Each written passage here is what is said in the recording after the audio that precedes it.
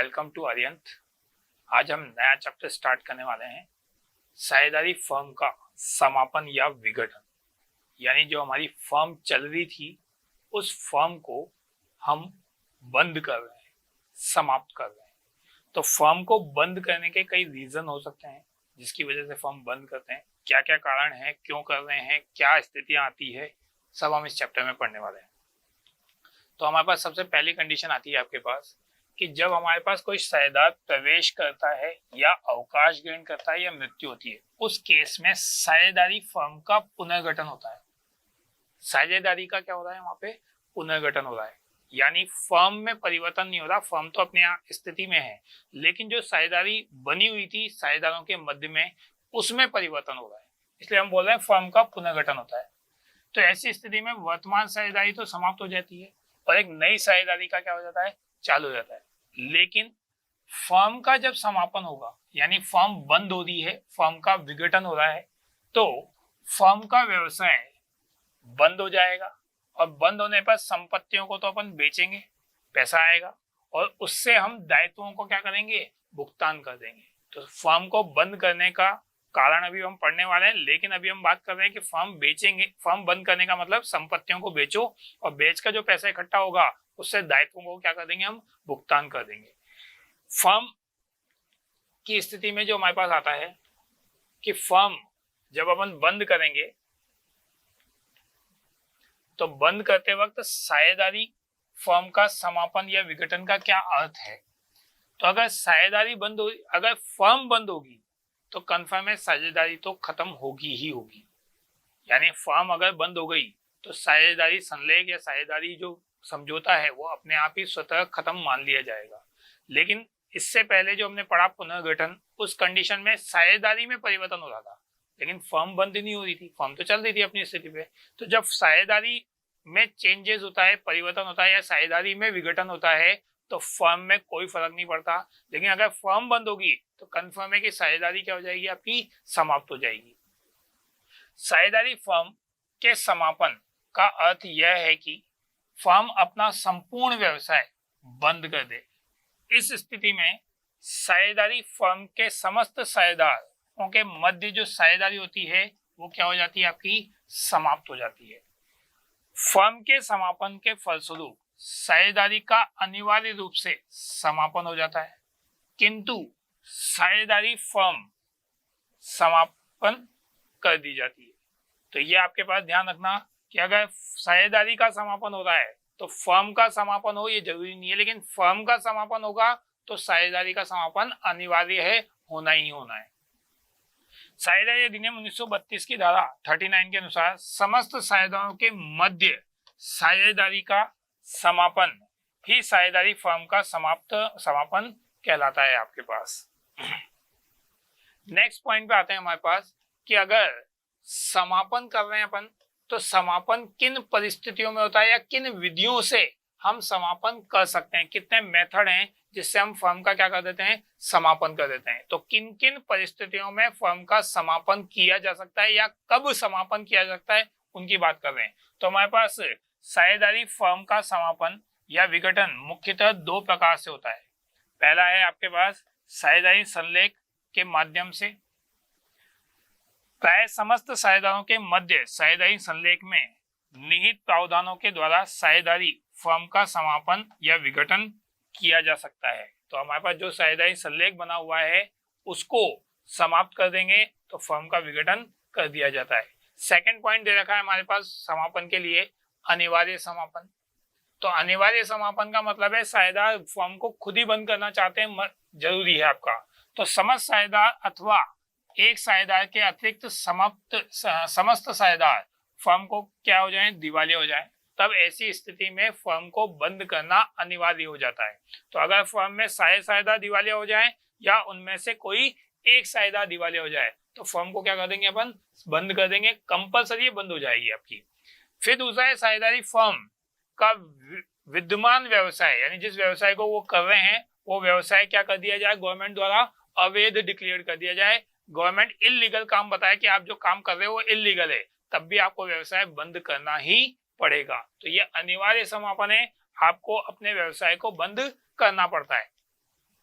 कुछ महत्वपूर्ण घटनाओं के घटित होने पर भी व्यवसाय में जो हमारा साझेदारी फर्म है वो भी क्या हो जाती है, आपकी बंद हो जाती है। अब कौन कौन सी घटनाएं घटती है उनकी बात करें। देखो कि अगर आपके पास किसी साझेदार की मृत्यु हो तो मृत्यु होने पर भी हम फर्म को बंद कर सकते हैं, या फिर किसी विशेष अवधि के लिए साझेदारी बनाई थी वो अवधि समाप्त हो जाए तब भी हम फर्म को बंद कर सकते हैं, या फिर कार्य विशेष पूर्ण हो जाए, यानी जिस कार्य के लिए आपने फर्म चलाई थी वो कार्य पूरा हो जाएगा तो भी हम फर्म का समापन मान लेंगे, या फिर साझेदार का दिवालिया होना भी हमारे पास फर्म को समापन करने की स्थिति में आ सकता है। यानी इस स्थितियों में भी फर्म को क्या किया जा सकता है, बंद किया जा सकता है। नेक्स्ट आ रहा है आपके पास ऐच्छिक स्थिति में सूचनाओं के माध्यम से। ऐच्छिक साझेदारी क्या होती है आपके पास कि फर्म के साझेदार अपनी इच्छा अनुसार साझेदारी को चलाते हैं, यानी जितने टाइम पीरियड उन्हें साझेदारी चलानी है उतने टाइम पीरियड वो फर्म को चला सकते हैं, तो अपनी इच्छा अनुसार। और ऐसी स्थिति में उसे ऐच्छिक साझेदारी बोल रहे हैं। अब ऐसी स्थिति में अगर हमें फर्म को बंद करना है तो साझेदार की जब इच्छा होगी वो अन्य साझेदारों को यह एक लिखित में या मौखिक में बोल सकता है कि भाई अब हमें साथ नहीं करना और बिजनेस को बंद कर सकते हैं। तो ऐच्छिक साझेदारी के आधार पर अगर फर्म को बंद कर रहे हैं तो उस स्थिति में किसी भी साझेदार के द्वारा सूचना देने पर फर्म को क्या किया जा सकता है, बंद किया जा सकता है। कोई साझेदार फर्म को सूचना देकर बंद कर सकता है, वो ऐच्छिक साझेदारी के स्थिति में फर्म को बंद किया जा सकता है। नेक्स्ट आता है हमारे पास कि न्यायालय के हस्तक्षेप पर बंद किया जाए, यानी कोर्ट आपके बिजनेस को नोटिस जारी करके बंद कर दे कि भैया आपका बिजनेस बंद करो। अब ये कोर्ट ऐसा कब करेगी, कोर्ट कब करती है, उसके लिए हमारे पास कुछ कंडीशन है, कुछ शर्तें हैं। देखो, न्यायालय द्वारा साझेदार द्वारा न्यायालय में फर्म के विघटन हेतु आवेदन प्रस्तुत किया जाता है। न्यायालय निम्न परिस्थितियों के आधार पर आपके फर्म को बंद करने का प्रस्ताव पारित कर सकती है। तो प्रस्ताव कौन कौन से हो सकते हैं, देखो कि अगर कोई साझेदार पागल हो जाए, अब पागल हो जाएगा तो वो व्यवसाय के अनुबंधों में शामिल नहीं हो सकता क्योंकि उसको पता ही नहीं वो क्या कर रहा है, तो उस स्थिति में कोर्ट फर्म को बंद करने के आदेश दे सकती है। आवेदनकर्ता साझेदार को छोड़कर अन्य सभी साझेदारों के कर्तव्य पालन करने में स्थायी रूप से असमर्थ हों, यानी जो व्यक्ति आवेदन कर रहा है कि भाई फर्म को बंद कर दो, कोर्ट को कोई तो इन्फॉर्म करेगा, तो जो व्यक्ति आवेदन कर रहा है वो तो सही है कि भाई फर्म को बंद करने की बात कर रहे हैं, लेकिन बाकी साझेदारों की स्थिति अच्छी नहीं है, वो पेमेंट नहीं कर सकते या उनकी स्थिति खराब है, तो उस स्थिति में कोर्ट फर्म को क्या कर सकती है, बंद कर सकती है। यदि फर्म निरंतर हानि में चल रही है और भविष्य में उसके लाभ कमाने की कोई संभावना न हो तब भी उस स्थिति में फर्म को क्या कर सकते हैं, बंद कर सकते हैं। यानी 2 या 3-4 साझेदार को पता है हमारी फर्म अब लाभ में नहीं चलेगी, तो वो कोर्ट में जाके कह सकते हैं कि भाई हमारी स्थिति बहुत खराब है, फर्म हानि में चल रही है, आप इसको बंद करने के आदेश पारित कर दो। तो उस कंडीशन में भी न्यायालय फर्म को बंद करने के आदेश दे सकता है। और उक्त समस्त कारणों के अतिरिक्त अन्य किसी कारण जिसमें न्यायालय को उचित लगता है, न्यायालय को सही लगता है कि भाई इस वजह से भी फर्म बंद होनी चाहिए, वो कोर्ट अपने आदेश जारी करके फर्म को बंद कर सकती है। तो ये कुछ कारण है जिसमें न्यायालय इंटरफेयर कर रहा है और फिर फर्म को क्या कर रहे हैं, अपन बंद कर रहे हैं। थर्ड पॉइंट आता है हमारे पास, नेक्स्ट पॉइंट आता है हमारे पास कि अगर फर्म को बंद कर रहे हैं अपन, तो फर्म को बंद होने पर क्या क्या समस्याएं उत्पन्न होगी। तो सबसे पहली बात, समस्याएं तो जो है वो अपने अकाउंट्स की है क्योंकि अपन अकाउंटिंग पढ़ रहे हैं। तो मेन चीज है कि आपका हिसाब किताब का निपटारा कैसे करोगे, यानी लेन देन कैसे रखोगे, क्योंकि फर्म की स्थिति खराब है तभी तो फर्म बंद कर रहे हैं, या फर्म के साझेदार नहीं चाहते फर्म को चलाना तभी तो बंद कर रहे हैं, तो उसका हिसाब किताब कैसे करेंगे। तो जब किसी फर्म का विघटन होता है, सर्वप्रथम समस्या यही आती है आपके पास कि हिसाब किताब का निपटारा किस प्रकार होगा, किस प्रकार लेन देन कंप्लीट किए जाएंगे, हमारे पास फर्स्ट समस्या ये आती है। दूसरी समस्या आती है कि हम पेमेंट कैसे करेंगे, ठीक है। सेकंड जो स्थिति आती है हमारे पास, फर्स्ट स्थिति में के बाद हमारे पास सेकंड स्थिति आती है कि जब अपन इनका भुगतान, हिसाब किताब का भुगतान करेंगे, निपटारा करेंगे, तो निपटारा करने के लिए तरीका क्या अपनाया जाएगा। जैसे मैंने आपसे कहा था भुगतान किस परिस्थिति के आधार पर किया जाएगा, किस किस को कैसे कराया जाएगा। तो हानियों की पूर्ति पहले की जाएगी। हानियों की पूर्ति धारा 48 के अनुसार फर्म की हानियां की पूर्ति निम्न प्रकार से की जाएगी। सबसे पहले हानियों की पूर्ति किसमें से करेंगे, जो फर्म के पास लाभ उपलब्ध हैं उनमें से हानियों की पूर्ति करेंगे। फिर उसके बाद जो साझेदारों की पूंजी है उससे हानियों की पूर्ति करेंगे। और फिर भी अगर पूरी नहीं हो रही तो अंततः जो आवश्यकता पड़ रही है वो साझेदारों द्वारा व्यक्तिगत रूप से लाभ हानि अनुपात में क्या कर दी जाएगी, वहन कर दी जाएगी। तो जो फर्म की हानियां हैं उन हानियों को अपन इस प्रकार से क्या करते हैं, बांटते हैं, और बांटने के बाद उनका हिसाब किताब करते हैं। ठीक है, पहले जो फर्म के पास लाभ है उनसे पूरा कर लो, फर्म के पास लाभ नहीं होंगे तो साझेदारों की पूंजी से पूरा करेंगे, फिर भी अगर पूरे नहीं बढ़ते तो वो साझेदार उस हानियों को वहन करेंगे, यानी लाभ हानि अनुपात में बांटेंगे। संपत्तियों का उपयोग कैसे करते हैं हम, तो हमारे पास जो संपत्तियां हैं, अभी थोड़ी देर पहले हमने पढ़ा था कि साझेदार फर्म की संपत्तियां बेचेंगे और दायित्वों को क्या करेंगे, भुगतान करेंगे। तो सबसे पहले हम बात कर रहे हैं कि अगर संपत्तियों का उपयोग करना है तो किस प्रकार से करना है। तो संपत्तियों का उपयोग सबसे पहले बाह्य दायित्वों का भुगतान करने में किया जाता है, यानी जो बाहरी व्यक्ति हैं सबसे पहले आप उनका भुगतान करोगे, उनका भुगतान करने के बाद जो साझेदारों द्वारा लोन दिया गया है उसका भुगतान किया जाएगा, उनका भुगतान हो जाएगा, फिर भी फर्म के पास पैसा है तो फिर साझेदारों की पूंजी का भुगतान किया जाएगा। साझेदारों की पूंजी भुगतान करने के बाद भी अगर पैसा बच गया, वैसे तो ऐसी स्थिति बहुत कम होती है कि फर्म के पास पैसा बचेगा कैपिटल चुकाने का, लेकिन फिर भी पैसा बच गया हम तो ये मान लें, तो आपके पास जो बचा हुआ पैसा है वो समस्त साझेदारों के मध्य उनके लाभ हानि अनुपात में क्या कर दिया जाएगा, बांट दिया जाएगा। तो हमारे पास संपत्तियों को बेचो, बेच कर जो पैसा इकट्ठा होगा उससे पहले बाह्य दायित्वों को चुकाना है। बाह्य दायित्वों का मतलब क्रेडिटर्स हो गए, बिल्स पेबल हो गए, बैंक ओवरड्राफ्ट हो गया, बैंक लोन हो गया, इनको चुकाया जाएगा। इनको चुकाने के बाद जो पार्टनर ने कोई लोन प्रोवाइड करवाया है तो पार्टनर्स के लोन को भुगतान किया जाएगा। पार्टनर के लोन का पेमेंट करने के बाद भी अगर पैसा बच गया तो कैपिटल को लौटाएंगे, और कैपिटल का निपटारा करने के बाद भी कुछ बच गया तो बचा हुआ हिस्सा पार्टनर ही बांटेंगे, लेकिन लाभ हानि अनुपात में बांट लेंगे। तो संपत्तियों का उपयोग इस प्रकार करने वाले हैं अपन। अब आते हैं अपन कि हम अकाउंटिंग कैसे करेंगे, यानी जब हम फर्म का बंद करने वाले हैं, फर्म समापन हो रहा है, तो हम किस तरह से लेन देनों को बुक्स में रिकॉर्ड करते हैं। तो फर्म के लेन देनों को बुक्स में रिकॉर्ड करने के लिए हमारे पास जो ध्यान रखने वाली बातें हैं, उसके लिए हमारे पास मेनली 4 अकाउंट बनाते हैं। 4 अकाउंट से मतलब जब हम लेजर तैयार करें, एंट्री तो बनाएंगे सही, लेकिन मेनली हमारे पास ये 4 अकाउंट होते हैं जो हमारे फर्म के विघटन पर तैयार किए जाते हैं। पहला अकाउंट है हमारा वसूली खाता यानी रियलाइजेशन अकाउंट। दूसरा है हमारा साझेदारों के पूंजी खाते, पार्टनर्स कैपिटल अकाउंट, जो 2 तरह से बनते हैं, एक स्थिर विधि से, एक परिवर्तनशील विधि से। स्थिर विधि में आपके पास 2 अकाउंट बनते हैं, पार्टनर्स करंट अकाउंट और पार्टनर्स कैपिटल अकाउंट, जबकि परिवर्तनशील विधि में एक ही अकाउंट बनता है, पार्टनर्स कैपिटल अकाउंट। तो ये ध्यान रखना कि हम कौन सी विधि का अपना रहे हैं वो बैलेंस शीट की इंफॉर्मेशन से पता लगता है हमें। अगर पार्टनर्स का लोन है तो उसका हिसाब किताब करने के लिए पार्टनर्स लोन अकाउंट, और ये सारे हिसाब किताब करने के लिए बैंक या कैश अकाउंट होगा ही सही, तो उसका अकाउंट बनाएंगे बंद। तो हमारे पास ये 4 अकाउंट मुख्यतः जब फर्म बंद होती है तब बनते हैं। वसूली खाता ये बताएगा आपका कि फर्म की संपत्तियों और दायित्वों का पेमेंट करने के बाद फर्म को लाभ हो रहा है या हानि हो रही है। उस लाभ और हानि को पार्टनर को बांटेंगे, पार्टनर्स कैपिटल अकाउंट के बैलेंस निकालेंगे, वो बैलेंस आपके पास कैश में होगा, पेमेंट या तो आएगा या जाएगा जैसा भी करेंगे, और लोन का पेमेंट करेंगे तो वो भी कैश में होगा। लास्ट में कैश अकाउंट कंप्लीट करेंगे। कैसे करते हैं इनकी एंट्रीज, अब हम उन पे आते हैं। तो इनकी एंट्रीज करने के लिए हमारे पास सबसे पहले हम बात करते हैं वसूली खाते की, कि एक रियलाइजेशन अकाउंट कैसे बनाना है या कैसे तैयार करना है। तो जिस खाते के माध्यम से फर्म की संपत्तियों और दायित्वों का निपटारा किया जाता है उसे क्या बोलते हैं अपन, वसूली खाता, रियलाइजेशन अकाउंट कहते हैं। ये एक अवास्तविक खाता है। अवास्तविक खाता याद होना चाहिए आपको, नॉमिनल अकाउंट बोलते हैं अपन। नॉमिनल अकाउंट है क्योंकि जब भी लाभ और हानियां निकलती है किसी चीज से, वो नॉमिनल अकाउंट से रिलेटेड होती है।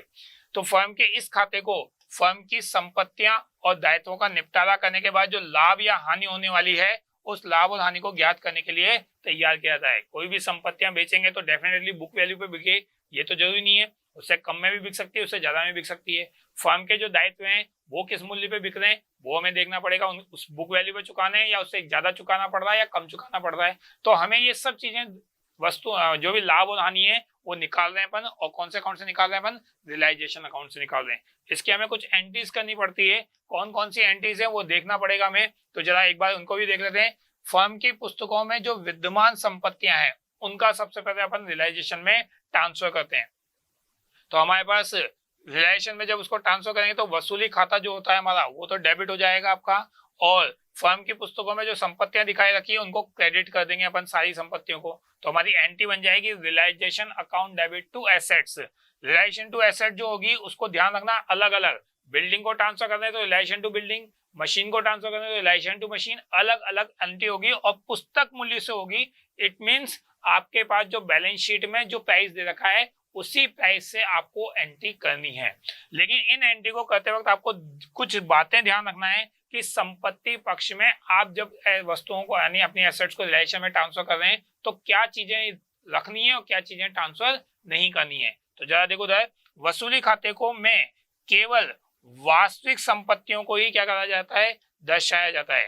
काल्पनिक या कृत्रिम संपत्तियों को आप उनको वसूली खाते में हस्तांतरण नहीं करेंगे, उनको कौन से अकाउंट में ट्रांसफर करेंगे अपन, कैपिटल अकाउंट या करंट अकाउंट। अब ये काल्पनिक संपत्तियां क्या होती है, आपको एसेट साइड में कभी कभी पी&एल अकाउंट लिखा हुआ मिल जाएगा, एसेट साइड में मिलेगा यानी पी&एल की हानि मिल जाएगी आपकी, तो वो हानि संपत्ति तो नहीं है हमारे पास, तो ऐसी हानियों को हम रियलाइजेशन अकाउंट में ट्रांसफर नहीं करेंगे, किसमें ट्रांसफर करेंगे अपन, कैपिटल अकाउंट में ट्रांसफर करेंगे। सेकंड पॉइंट आता है हमारे पास, जब आप बैलेंस शीट में ख्याति को देखते हो तो ख्याति भी आपके पास अदर संपत्तियों की तरह ही रियलाइजेशन में क्या हो जाएगी, आपकी ट्रांसफर हो जाएगी। और लास्ट हमारा जो कैश या बैंक अकाउंट अगर आपके पास संपत्ति खाते में एसेट्स अकाउंट में यानी बैलेंस शीट के एसेट साइड में दे रखा है तो उसे वसूली खाते में हस्तांतरण नहीं करते, क्योंकि हम अभी पढ़ चुके हैं कि हम अलग से एक कैश अकाउंट बनाते हैं। तो कैश का बैलेंस जो बैलेंस शीट में दे रखा है उसको हम कैश अकाउंट में दर्शाएंगे, बैलेंस बीडी के नाम से, ब्रॉट डाउन के नाम से, हम उसको रियलाइजेशन में ट्रांसफर नहीं करेंगे। तो रियलाइजेशन में कौन कौन से खाते ट्रांसफर हो रहे हैं वो आपको याद रखना है। अब अपन आते हैं उनकी एंट्रीज पर, कौन कौन सी एंट्रीज कर रहे हैं अपन उनकी। सबसे पहले हमारे पास जितनी भी वास्तविक संपत्तियां हैं, कृत्रिम संपत्तियों को छोड़ दिया अपन ने, कैश और बैंक को छोड़ दिया अपन ने, उनको छोड़कर बाकी जितनी भी संपत्तियां हैं टेंजिबल इंटेंजिबल वो सारी के सारी यहाँ पर रियलाइजेशन में ट्रांसफर करेंगे।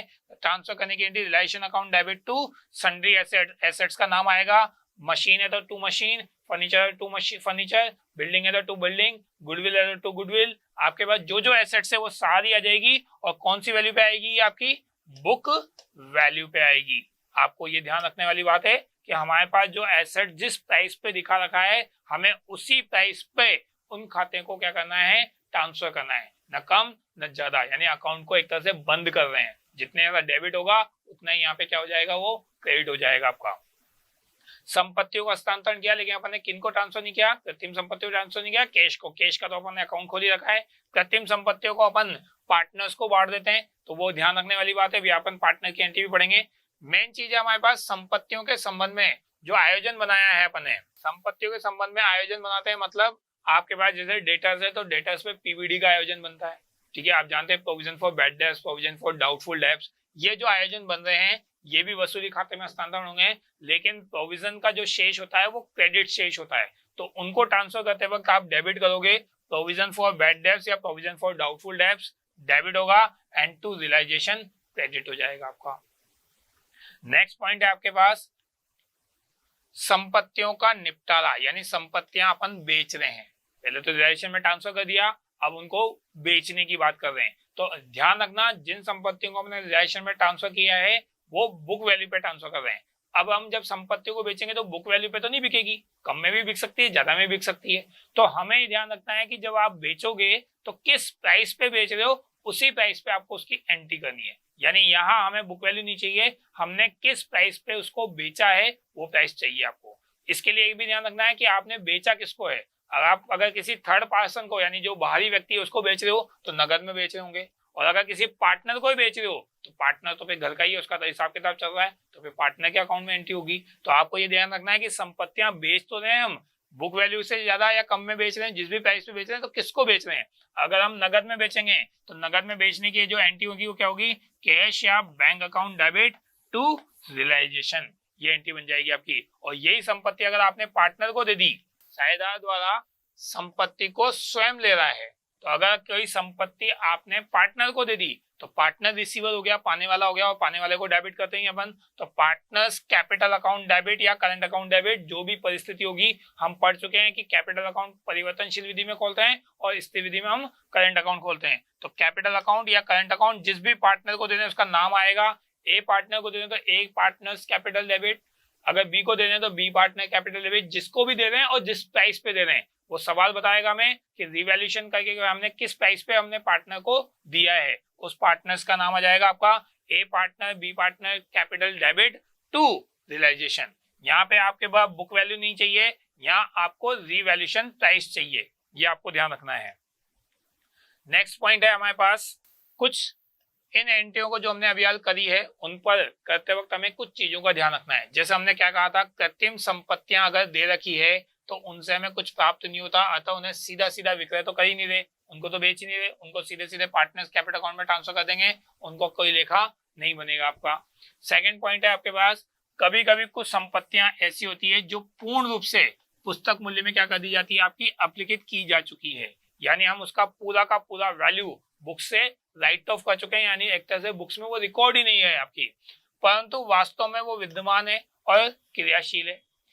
यदि उनको किसी साझेदार द्वारा ले लिया जाता है अथवा उनका विक्रय कर दिया जाता है, यानी नगद में बेच रहे हैं, तो जो एंट्री आपने अभी हाल पढ़ी थी वो की वही एंट्री वापस से पुस्तकों में बनाई जाएगी। सीधा सीधा बोलूं तो जो बुक्स में रिकॉर्ड नहीं है उन एसेट्स को अगर हम बेच पा रहे हैं, उनका कोई प्राइस है, तो जो एंट्री हमने अभी हाल पढ़ी थी कि आपके पास कैश टू रियलाइजेशन, अगर नगद में बेचे तो कैश टू रियलाइजेशन होगी, और अगर वही संपत्ति पार्टनर ले लेगा तो पार्टनर्स कैपिटल टू रियलाइजेशन। तो हमारे पास दोनों स्थिति है, अगर संपत्ति बुक्स में रिकॉर्ड है उनको बेच रहे हैं तब भी ये एंट्री हो रही है, और अगर वो संपत्ति पार्टनर्स को बेच रहे हैं तो पार्टनर्स के केस में एंट्री हो जाएगी, लेकिन अगर संपत्तियां बुक्स में रिकॉर्ड ही नहीं है तब भी वो की वही एंट्री होगी आपकी। नेक्स्ट पॉइंट दे रखा है आपका कि यदि कोई संपत्ति का मूल्य वसूली मूल्य नहीं दे रखा तो ये मान लेंगे कि उसका कोई मूल्य नहीं है, यानी उसका मूल्य क्या है आपका शून्य है, यानी आपके पास कोई ऐसी संपत्ति दे रखी है जिसका आपको रियलाइज वैल्यू कितने में बेची ये नहीं बता रखा आपको, तो ये मान के चलना कि उसका मूल्य क्या रहेगा आपका जीरो है, उसके लिए कोई प्राइस वसूली मूल्य नहीं है। जैसे मान लो बैलेंस शीट में गुडविल दे रखी थी 5,000 रुपए की, आपने उसको रियलाइजेशन में ट्रांसफर कर दिया, अब अपन को बाद में बेचने की एंट्री करनी है, बेचते वक्त आपको ये बताया ही नहीं कि गुडविल किस प्राइस पे बिकी है, तो उसका वैल्यू हम जीरो ही मानेंगे, उसके लिए हमें अलग से कोई एंट्री करने की जरूरत नहीं है। नेक्स्ट आता है आपका यदि किसी लेनदार को, बहुत इंपॉर्टेंट पॉइंट है आपको ध्यान रखना है, देखो ये चीज ये आपके पास ध्यान रखने वाली बात है कि अगर किसी लेनदार को हम पूर्ण या आंशिक भुगतान में पूरा पेमेंट कर रहे हैं या कुछ पार्ट पेमेंट कर रहे हैं, और पेमेंट किस में कर रहे हैं अपन, संपत्ति में, यानी किसी क्रेडिटर को कह रहे हैं भैया हमारे पास मशीन पड़ी है ले जा तेरा पेमेंट हो जाएगा, तो आपने क्रेडिटर का पेमेंट किससे किया है, संपत्ति से किया है, तो उस केस में हम बुक्स में कोई रिकॉर्ड नहीं करते, यानी उसकी कोई एंट्री नहीं करते। लेकिन अगर आपने पूरा पेमेंट कर दिया तो एंट्री नहीं करते, पार्टली पेमेंट किया है यानी आधा पेमेंट किया कुछ हिस्सा पेमेंट किया है तो बाकी जो हिस्सा है उसके लिए पेमेंट की एंट्री तो होगी। एग्जाम्पल से समझाता हूँ, हमारे पास एक क्रेडिटर से 30,000 रुपए का, एक क्रेडिटर्स को 30,000 रुपए चुकाने थे, हमने कहा भाई मशीन ले जा, उसने कहा मशीन तो ले जाऊंगा लेकिन मशीन मेरे पास 30,000 नहीं है, मेरे को तो 20,000 की मशीन मानूंगा मैं तो यानी हमने क्रेडिटर्स को 20,000 तक का पेमेंट तो किससे कर दिया, मशीन से कर दिया, अभी भी 10,000 बच रहे हैं, तो उस 10,000 का पेमेंट कैश में करेंगे वो बुक्स में रिकॉर्ड होगा। 20,000 का पेमेंट मशीन से किया उसका कोई रिकॉर्ड नहीं करना, यानी उसकी हमें कोई जनरल एंट्री नहीं बनानी, सीधी सीधी बात ये है। नेक्स्ट पॉइंट आ रहा है हमारे पास कि दायित्वों का हस्तांतरण कर रहे हैं, अभी तक तो अपन संपत्तियों की बात कर रहे थे, अब बात कर रहे हैं दायित्वों का। तो दायित्वों का अगर हस्तांतरण करेंगे तो क्या करना है, तो उसके बारे में हमें वापस से कुछ बातों का ध्यान रखना है। पहले वसूली खाते में केवल बाह्य दायित्व ही दर्शाए जाएंगे, ठीक है, यानी जैसे partners capital account, reserve account, ये रियलाइजेशन में ट्रांसफर नहीं होते। तो ओनली कौन से दायित्वों की बात कर रहे हैं अपन, बाह्य दायित्व में। आंतरिक दायित्व जैसे साझेदारों का पूंजी अकाउंट, सामान्य संचय अकाउंट, अविभाजित लाभ अकाउंट, ये आपके चालू खाते में ट्रांसफर होंगे, ये रियलाइजेशन में ट्रांसफर नहीं होंगे। आप जाने कितनी बार पढ़ चुके हैं अपन पहले वाले चैप्टरों में कि रिजर्व जो होते हैं वो पार्टनर बांट लेते हैं लाभांश अनुपात में, वही बोल रहा हूँ कि जो रिजर्व दे रखे हैं, जो अविभाजित लाभ दे रखे हैं, वो सीधे सीधे अपन किसको बांट देंगे, पार्टनर्स को बांट देंगे, उनको रियलाइजेशन में हमें ट्रांसफर करने की जरूरत नहीं है। तो इसके लिए आपको ध्यान रखना है कि कौन सी चीज ट्रांसफर कर रहे हैं, कौन सी चीज ट्रांसफर नहीं कर रहे।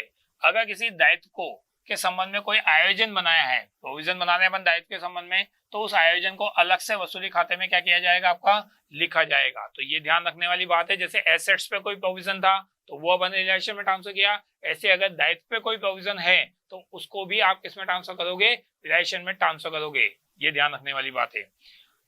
बाह्य दायित्वों को वसूली खाते में हस्तांतरण करने की क्या एंट्री कर रहे हैं, तो लायबिलिटीज क्रेडिट होती है, डेबिट हो जाएगी, तो लायबिलिटीज डेबिट टू रिलेशन। और आप ध्यान रखना बैलेंस शीट से ट्रांसफर जब भी कर रहे हैं तो कौन सी वैल्यू से ट्रांसफर कर रहे हैं अपन, बुक वैल्यू से ट्रांसफर होगी। यानी बैलेंस शीट में जो प्राइस है उसी प्राइस पर आपको बैलेंस रियलाइजेशन अकाउंट में उसको ट्रांसफर करना है। तो realisation account debit, sorry liabilities account debit to realisation book value पर। लायबिलिटीज का नाम क्रेडिटर्स हो सकता है, बिल्स पेबल हो सकता है, बैंक ओवरड्राफ्ट हो सकता है। जो भी लायबिलिटीज होगी वो सारी की सारी लायबिलिटीज अपन किसमें ट्रांसफर कर देंगे, रियलाइजेशन में। बाह्य दायित्व का मतलब जो बाहरी व्यक्तियों को चुकाना है, जैसे बैंक को लोन चुकाना है तो बैंक लोन टू रियलाइजेशन ये ट्रांसफर होगा। और फिर बोल रहा हूँ कौन सी प्राइस पर ट्रांसफर कर रहे हैं अपन, बुक वैल्यू पर ट्रांसफर कर रहे हैं।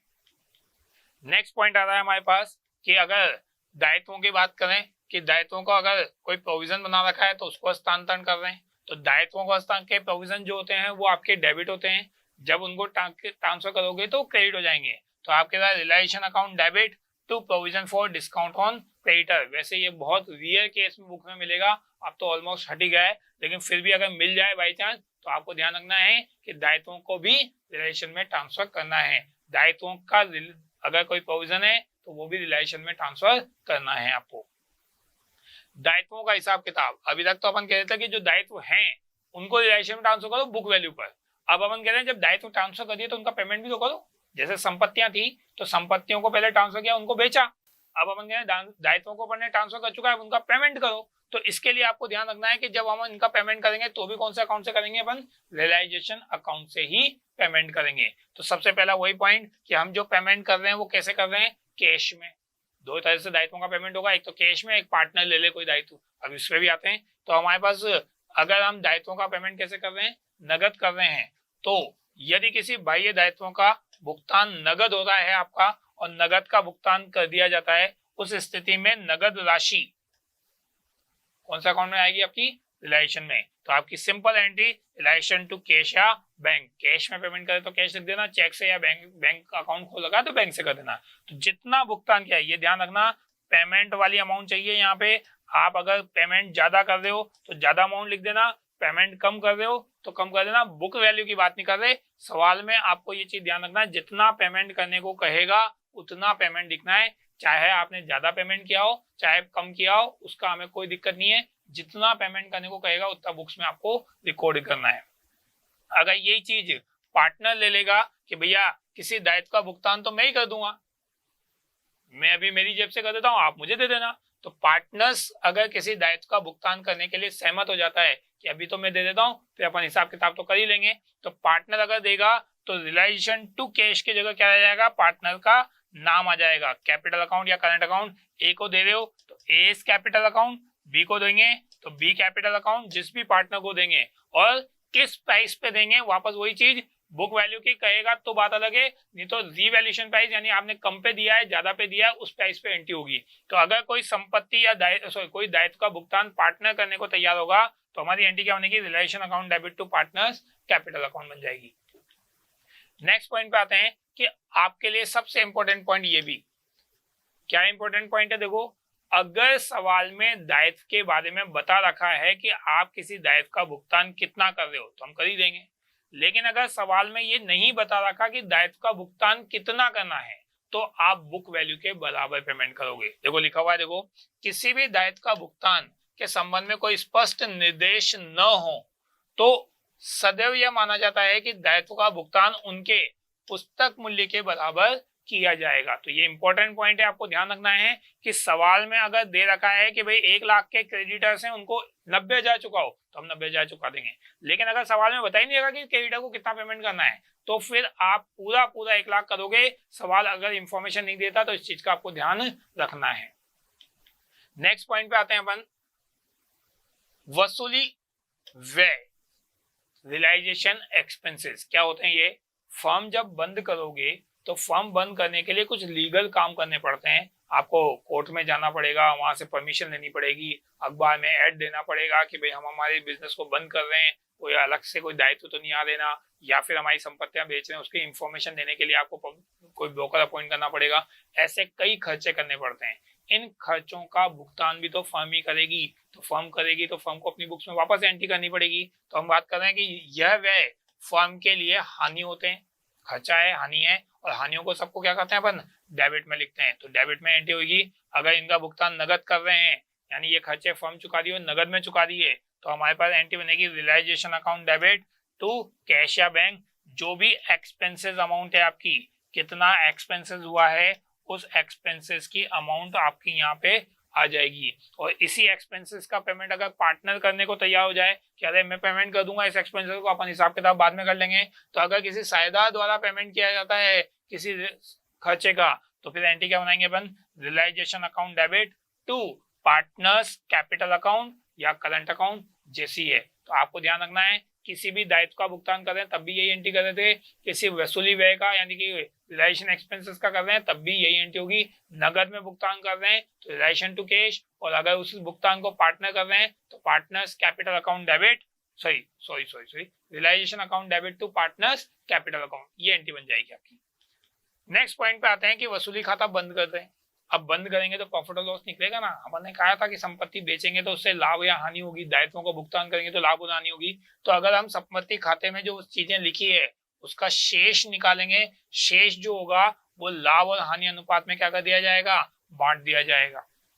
तो आपके पास रियलाइजेशन अकाउंट बनाएंगे, अभी अपन एक फॉर्मेट पढ़ेंगे, लेकिन यहाँ समझा देता हूँ कि ये रियलाइजेशन अकाउंट बनाया आपने, और इसका ये वाला साइड तो डेबिट साइड होता है, ये साइड क्रेडिट होता है।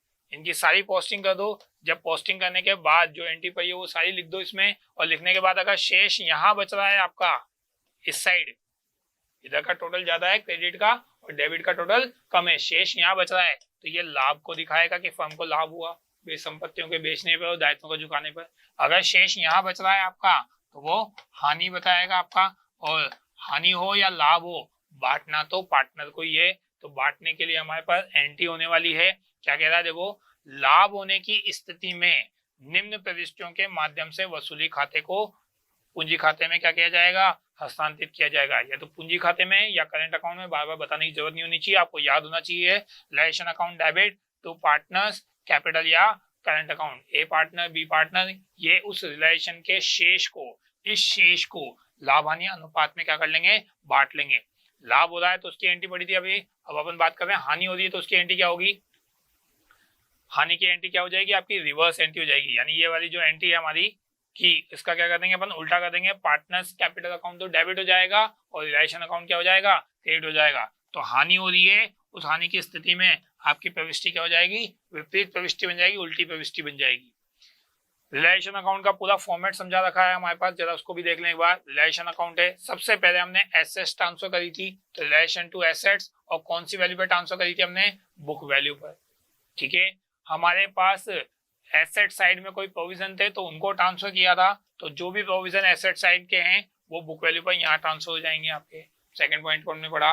थर्ड पॉइंट पढ़ा था हमने दायित्वों को ट्रांसफर करने के लिए, तो जितने भी दायित्व थे उनको ट्रांसफर करेंगे तो बाय सन्ड्री लायबिलिटीज आ जाएगा आपका, और कौन से दायित्व पे ट्रांसफर होंगे आपके, कैश बुक वैल्यू पे ट्रांसफर होंगे। ये चीज बता चुका हूँ कि जब बैलेंस शीट से रिलेशन में ट्रांसफर होगा तो बुक वैल्यू पर ट्रांसफर होगा। तो ट्रांसफर करने के बाद हम संपत्तियों को बेच रहे थे, संपत्तियों को बेचेंगे तो cash account debit to relation, यानी जितनी संपत्ति बेच रहे हैं यहाँ अमाउंट रियलाइज कितना किया है, कम किया है ज्यादा किया है, उसको हम अलग से काउंट नहीं कर रहे, जितना रियलाइज किया है उस वैल्यू एंट्री कर रहे हैं। पैसा इकट्ठा होगा आपका, उसकी एंट्री करेंगे। कोई ऐसी एंट्री है जो बुक्स में रिकॉर्ड नहीं, यानी अनरिकॉर्डेड एसेट्स है, उसको बेचोगे तो उसकी एंट्री भी आपकी यहाँ पर आ जाएगी कि संपत्ति हमने बेची है और बेचकर पैसा इकट्ठा किया है, चाहे वो रिकॉर्डेड हो चाहे वो अनरिकॉर्डेड हो। अगर वही संपत्ति कोई पार्टनर ले लेगा तो पार्टनर्स का नाम आ जाएगा पार्टनर्स कैपिटल या करंट अकाउंट, दोनों कंडीशन में। अगर पार्टनर उसको जिस प्राइस पे लेने के लिए एग्री हो रहे हैं उसी प्राइस पे अपन एंट्री कर देंगे। बुक वैल्यू तभी चाहिए जब सवाल में आपको बताया कि बुक वैल्यू पे ली है, सवाल कहेगा तभी संपत्ति का रियलाइज वैल्यू मानेंगे। अगर सवाल में रियलाइज वैल्यू नहीं दे रखा तो संपत्ति का मूल्य क्या बताया था अपने, जीरो मानेंगे। दायित्वों की बात आती है, दायित्वों को चुकाने के लिए एंट्री करते हैं अपन टू कैश या टू बैंक, जो भी पार्टनर्स को चुका रहे हो उसके बाद पेमेंट करोगे आप। सवाल अगर नहीं बताता कि कितना पेमेंट कर रहे हो तो उस केस में अपन बुक वैल्यू के बराबर पेमेंट करते हैं। दायित्वों के लिए ध्यान रखना, सवाल नहीं बताएगा तो बुक वैल्यू के बराबर आपको क्या करना है, उसका पेमेंट करना है। अनरिकॉर्डेड लाइबिलिटीज अगर दे रखी है तो उसका पेमेंट भी आप करोगे, तो वो भी साइड ही आएगा आपका। अगर आपके पास कोई दायित्व का पेमेंट पार्टनर्स करने को तैयार हो जाता है तो पार्टनर्स का नाम आ जाता है।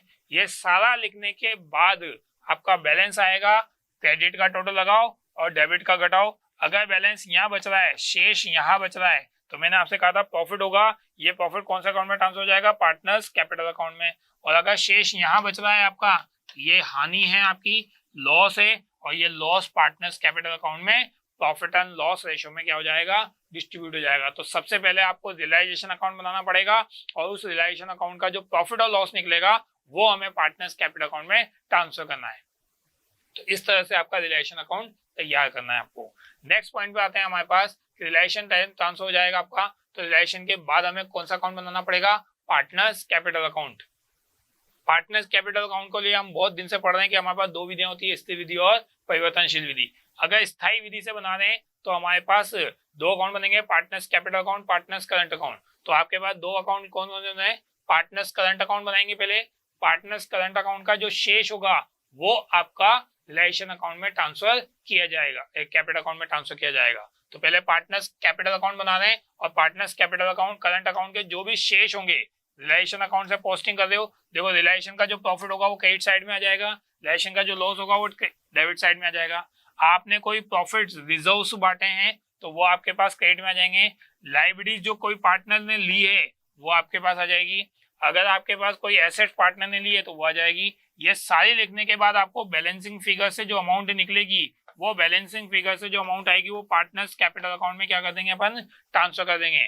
करंट अकाउंट का बैलेंस सीडी से बंद नहीं करना क्योंकि फर्म भी बंद हो रही है आपकी, तो यहाँ बैलेंस सीडी से बंद नहीं होकर कैपिटल अकाउंट से ट्रांसफर होगी और ये बैलेंस किस में ट्रांसफर कर देंगे, अपन करंट अकाउंट कैपिटल अकाउंट में ट्रांसफर कर देंगे, करंट अकाउंट के बैलेंस।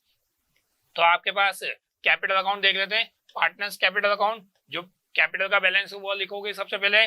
करंट अकाउंट से जो बैलेंस आए हैं वो बैलेंस आप करंट अकाउंट में क्या ट्रांसफर करोगे, एक्स का अकाउंट का बैलेंस एक्स के अकाउंट में, वाई का अकाउंट वाई में, और फिर आप इस अकाउंट को बंद करोगे। बंद करने के बाद आपका बैलेंस जो बचेगा वो किससे बंद होगा, आपका बैंक से, बैलेंस फिगर से अमाउंट आएगी। अगर यहाँ अमाउंट आ रही है तो इसका मतलब है पार्टनर्स की कैपिटल ज्यादा है और वो अपनी कैपिटल निकाल रहा है। तो यानी X account debit to cash या बैंक, अगर उसकी कैपिटल ज्यादा है, और अगर उसकी कैपिटल कम है तो उल्टा उससे मंगाएंगे तो वो बाय बैंक आएगा, यानी यहाँ पैसा उसको और लाना पड़ेगा। ये तो एडिशनल कैपिटल के रूप में हो गया कि उसको और पैसा देना पड़ रहा है, और ये विड्रॉल के रूप में हो गया कि ये पार्टनर्स पैसा क्या कर रहा है, विड्रॉल कर रहा है। इनकी दोनों की एंट्री हमें करनी है। तो आपके पास देखो एंट्री लिखी रखी है, किसी साझेदार का डेबिट शेष होने पर, यानी जो आपका अभी आज मैंने बताया था पैसा आएगा या जाएगा, तो बैलेंस होने पर उसके द्वारा फर्म में रुपया लाएगा, और लाने की एंट्री क्या होगी आपकी, cash account debit to partners capital account, ये एंट्री बनानी पड़ेगी। और अगर किसी पार्टनर्स का बैलेंस क्रेडिट बैलेंस आएगा तो उसके लिए आपके पास क्रेडिट शेष होगा तो पैसा निकाल के ले जाएगा, तो निकाल के ले जाएगा तो partners capital account debit to cash या बैंक। तो ये कैपिटल अकाउंट के जो शेष बचेंगे वो शेष आपको बैलेंस कैश या बैंक से बंद करने हैं। कैश या बैंक से बंद करने के बाद आपके पास कैपिटल कैश करंट अकाउंट या कैश अकाउंट क्या हो जाएगा, आपका बंद हो जाएगा। लेकिन अगर अपन कौन सी विधि से बना रहे हैं, परिवर्तनशील विधि से, तो परिवर्तनशील विधि में एक ही अकाउंट बनेगा और वो बनेगा पार्टनर्स कैपिटल अकाउंट, तो सारी एंट्री इसी में होगी। करंट कैपिटल अकाउंट का सबसे पहले बैलेंस, रियलाइजेशन का प्रॉफिट क्रेडिट साइड में दिखाओगे, जो रिजर्व बांटा है वो क्रेडिट साइड में दिखाओगे, जो हमारे पास लाइबिलिटीज पार्टनर ने टेक कर ओवर करी है वो आपके पास रियलाइजेशन के नाम से यहाँ पे आ जाएगा, रियलाइजेशन के नाम से आ जाएगा, रिजर्व के नाम से नहीं आएगा। तो ये कोई पार्टनर अगर लाइबिलिटी ले रहा है तो वो आ जाएगा। अगर फर्म को लॉस हुआ है तो डेबिट साइड में दिखाएंगे। फर्म अगर किसी एसेट्स को पार्टनर किसी एसेट्स को टेक ओवर कर रहे हैं, ले रहे हैं, तो वो आपके डेबिट साइड में आ जाएगा। ये सारे अकाउंट बनाने के बाद वापस बैलेंस निकालोगे और बैलेंस आने के बाद उन बैलेंस को किससे बंद करोगे, बैंक से, बाय बैंक या टू बैंक। अगर आपके पास बाय बैंक आ रहा है यानी पार्टनर्स कैश लाएगा फर्म के समापन पे, उसे पैसा देना पड़ेगा और फर्म के पास पैसा आएगा। अगर टू कैश आ रहा है तो फर्म का में पैसा वो पार्टनर्स ले जाएगा, तो आपके पास देखना पड़ेगा कि बैलेंस इधर आ रहा है या बैलेंस उधर आ रहा है। तो कैपिटल अकाउंट सबसे लास्ट में बंद कर रहे हैं, इसके बाद बचा है आपका कैश अकाउंट। लेकिन कैश अकाउंट बंद करने से पहले हमारे पास एक चीज और आ रही है, जरा हम उसकी बात कर लें। सबसे पहले पार्टनर्स के लोन अकाउंट को, ठीक है, हमारे पास संपत्ति और दायित्वों का पेमेंट हो गया, लेकिन हमारे पास एक दायित्व और बचा है, पार्टनर का लोन। ध्यान रखना, पार्टनर का लोन अलग होता है, पार्टनर की वाइफ का लोन अलग होता है। अगर सवाल में वाइफ का लोन दे रखा है तो वो वाइफ का लोन थर्ड पार्टी यानी बाह्य दायित्व है, उनको तो हम रिलाइजेशन में ट्रांसफर करेंगे ही करेंगे।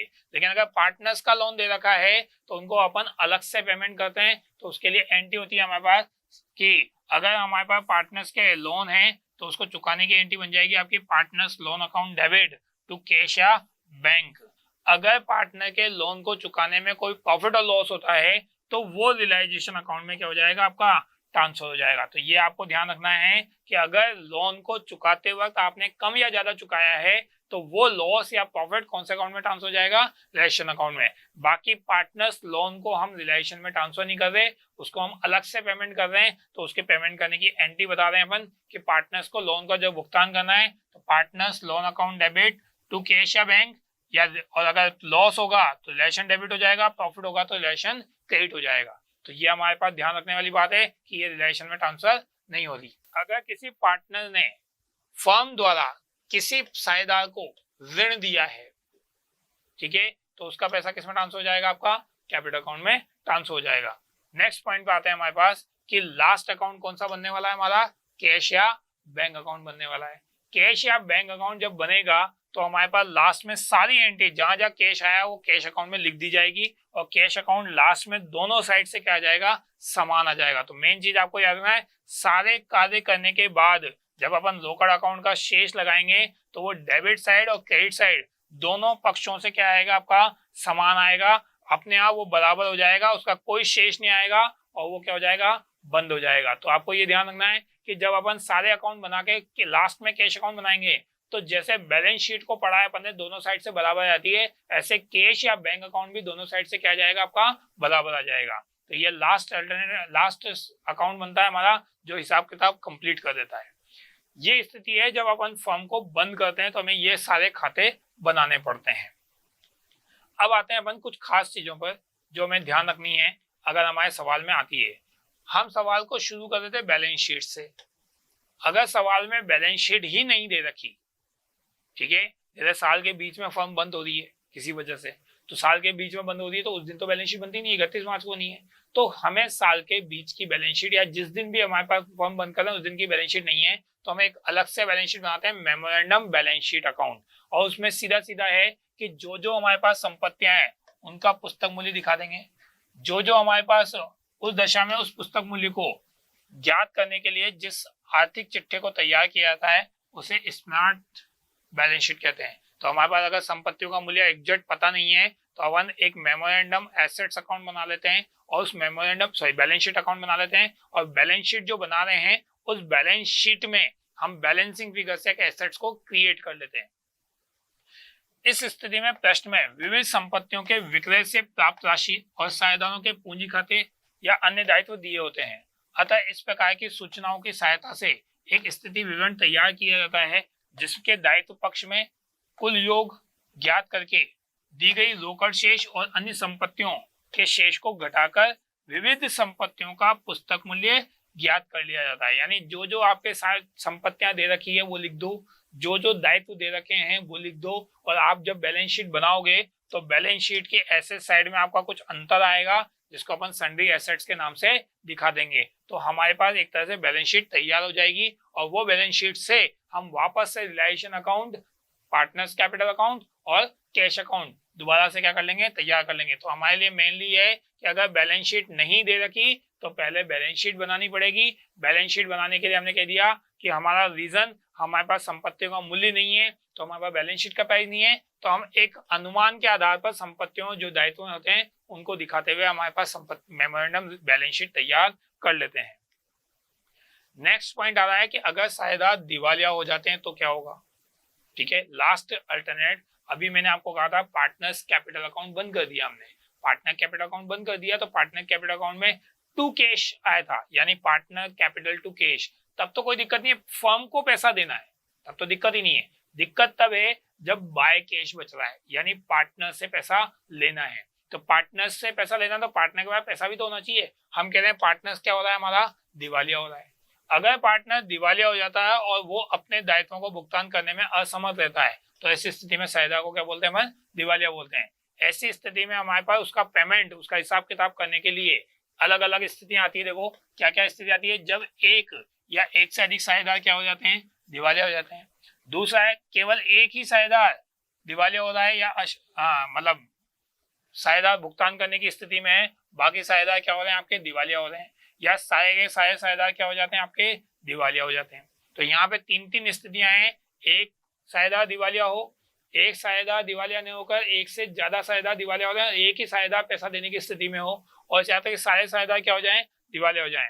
तो आपको ध्यान रखने वाली बात है कि जब एक साझेदार या एक से अधिक साझेदार दिवालिया हो रहे हैं, तो ऐसी स्थिति में जो शेष बचा हुआ है पार्टनर, जो पार्टनर पैसा दे सकता है कि भैया मेरे पास पैसा है मैं दे दूंगा, वो साझेदार दिवालिया साझेदारों की हानि को क्या करेगा, वहन करेगा। यानी जिस साझेदार से पैसा मंगाया जा सकता है, जो देने की स्थिति में है, इन पार्टनर्स की हानियों को, यानी जो दिवालिया साझेदार की हानि है, जिनसे जो पैसा लेना था वो नहीं दे सकते, तो वो पूरा का पूरा पैसा वो साझेदार देगा जिस साझेदार के पास चुकाने की स्थिति में है। तो उसकी हानि पूरी की, यानी जो पार्टनर दिवालिया हो गया उसकी पूरी पूरी हानि हम उस पार्टनर के खाते में ट्रांसफर कर देंगे जिसका पार्टनर्स को पैसा देने की स्थिति में है या बताया गया है। सेकंड पॉइंट है, अगर वो साझेदार देने की स्थिति में है या नहीं है, तो हमारे पास उसकी हानि को बाकी साझेदार कौन से पार्ट में बांटेंगे, तो उसको कौन से स्थिति में बांटते हैं, गवर्नम वर्सेज नियम में बांटते हैं। यानी अगर किसी पार्टनर का पैसा मंगाना है, हमें कोई ए पार्टनर उससे पैसा मंगाना है, अब पैसा ए पार्टनर से मंगाना है और हमारे पास दो पार्टनर हैं इसकी हानि को वहन करने के लिए, क्योंकि ए तो दिवालिया हो गया, तो बी और सी इस हानि को कैसे वहन करेंगे। तो इस हानि को वहन करने के लिए हमारे पास एक नियम है, गवर्नम वर्सेज मुरे नियम। अगर सवाल बता दे कि गवर्नम वर्सेज नियम लागू करना है, तो हमें यह नियम लागू करना है, और उस कंडीशन में ये हानि, यानी एक ही हानि को ये दोनों पार्टनर पूंजी के अनुपात में बांटेंगे। कौन से अनुपात में बांटेंगे, पूंजी के अनुपात में। पूंजी का अनुपात निकालना पड़ेगा आपको, और पूंजी के अनुपात में बांटेंगे। लेकिन अगर सवाल में कोई बोल दे कि गवर्नम वर्सेज नियम लागू नहीं करना, तो उस केस में इस हानि को अपन लाभ हानि अनुपात में बांटते हैं। कौन से अनुपात में बांटेंगे, लाभ हानि अनुपात में। तो ये चीज ध्यान रखने वाली बात है। अगर गवर्नम वर्सेज नियम लागू कर रहे हैं, तो जो पार्टनर दिवालिया हो रहा है उस पार्टनर्स की हानि को बाकी अच्छे पार्टनर जो पेमेंट कर सकते हैं वो बांटेंगे। और कौन से अनुपात में बांटेंगे, पूंजी के अनुपात में बांटेंगे। देखो दिया हुआ है, इस नियम का भारत में प्रयोग करने पर किसी भी प्रकार की कोई आपत्ति नहीं है, यानी आप भारत में इसका यूज कर सकते हो। परंतु व्यवहार में गवर्नम वर्सेज नियम आंशिक पालन ही भारत में किया जाता है, यानी कभी करते हैं और कभी नहीं करते। इसके अनुसार दिवालिया साझेदार की जो पूंजी की न्यूनता यानी हानि की शेष है, वो शेष शोभ्यम साझेदार द्वारा पूंजी के अनुपात में, ध्यान रखना, देखो पूंजी के अनुपात में वहन करते हैं। तो आपको यही बोल रहा था मैं कि जो पार्टनर दिवालिया हो रहा है उस पार्टनर की हानि को, ठीक है, उस पार्टनर की हानि को बाकी अच्छे साझेदार जो फर्म को पेमेंट देने की स्थिति में है वो बांटेंगे। लेकिन अनुपात किसका लेंगे, बी और सी की पूंजी अनुपात लेंगे। अगर गवर्नम वर्सेज नियम लागू नहीं करेंगे तो कौन सा लेंगे, फिर अपन लाभ हानि अनुपात लेंगे। अब मेन इंपॉर्टेंट बात ये ध्यान रखने वाली लाइन है कि अगर सवाल में प्रश्न में स्पष्ट निर्देश दिए गए हों कि प्रश्न को हल करते समय गवर्नम वर्सेज नियम लागू करना है, तो हमें करना ही चाहिए। यानी अगर सवाल बता रहा है तो ठीक है, नहीं बता रहा, सवाल नहीं बता रहा तो भी हमें गवर्नम वर्सेज नियम लागू करना चाहिए। यानी हम हमारे हिसाब से ये मान के चल रहे हैं कि गवर्नम वर्सेज नियम लागू होगा अगर कोई साझेदार दिवालिया होता है तो। नेक्स्ट पॉइंट पे आते हैं अपन कि अगर हमारे पास केवल एक साझेदार दिवालिया हो रहा है, जो भी अपन बात कर रहे थे, केवल एक ही साझेदार दिवालिया होगा और बाकी साझेदार दिवालिया नहीं होंगे, तो हमने कह दिया कि अगर एक साझेदार दिवालिया हो रहा है बाकी साझेदार नहीं हो रहे, तो वो साझेदार उसकी हानि को बांटेंगे। इस स्थिति में दिवालिया साझेदार की पूंजी की कमी को वहन करने के संबंध में किसी भी प्रकार का कोई विवाद की स्थिति नहीं रहती और न ही गवर्नम वनम नियम लागू होता है, क्योंकि केवल एक ही साझेदार क्या है आपका पैसा चुकाने की स्थिति में दे रखा है। तो अगर हमारे पास यहाँ पर एक ही साझेदार ऐसा है जो फर्म को पैसा दे रखा है, बाकी सब साझेदार क्या हो रहे हैं, आपके दिवालिया हो रहे हैं। ठीक है, तो आपको ये कंडीशन क्या रख रहे हैं, एक ही व्यक्ति है जो भैया पैसे वाला है, बाकी सब कंगाल हो गए, तो उस कंडीशन में उन सारे साझेदारों की हानि हम उसी को देंगे, कोई अनुपात की जरूरत ही नहीं पड़ेगी आपको।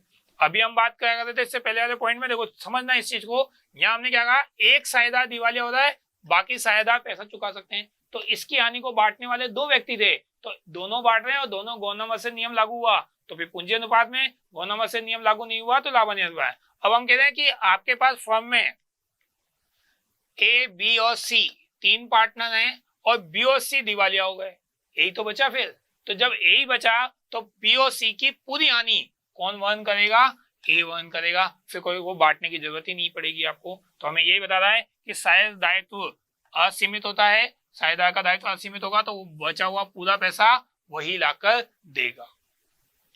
लास्ट पॉइंट हमारे पास कि अगर हमारे सारे साझेदार क्या हो जाते हैं, दिवालिया हो जाते हैं, अब तो सारे हो गए, कोई पैसा लाने की स्थिति में ही नहीं है, यानी ए, बी और सी हम कहते हैं तीनों साझेदार दिवालिया हो गए।